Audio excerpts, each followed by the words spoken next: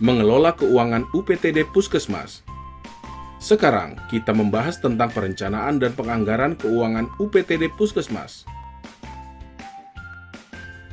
Hubungan rencana strategis dan rencana kerja organisasi perangkat daerah. Pemerintah daerah bertugas menyusun perencanaan strategis yang terdiri dari rencana pembangunan jangka panjang daerah, rencana pembangunan jangka menengah daerah, rencana kerja pemerintah daerah, dan anggaran pendapatan dan belanja daerah. Rencana anggaran pendapatan dan belanja daerah terkait RKA Dinas Kesehatan Wilayah, Renja dan RKA Dinas Kesehatan terkait Renja dan RKA UPTD Puskesmas Wilayah. Sumber dan penggunaan dana UPTD.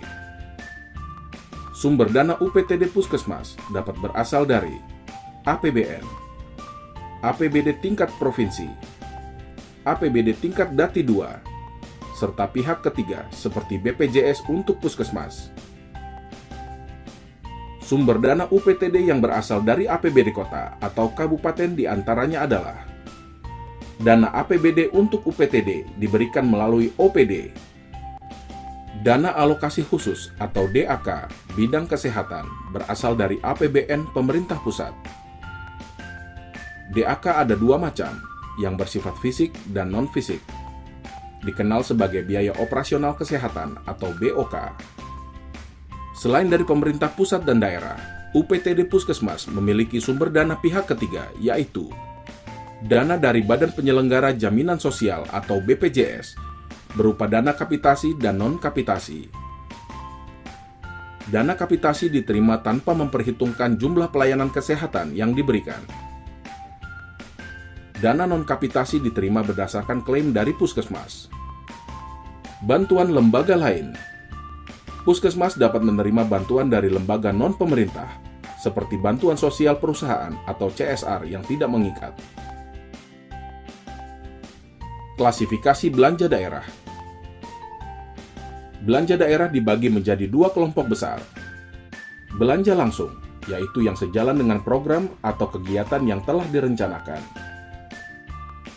Belanja tidak langsung, yaitu yang tidak terkait dengan program dan kegiatan yang dilaksanakan.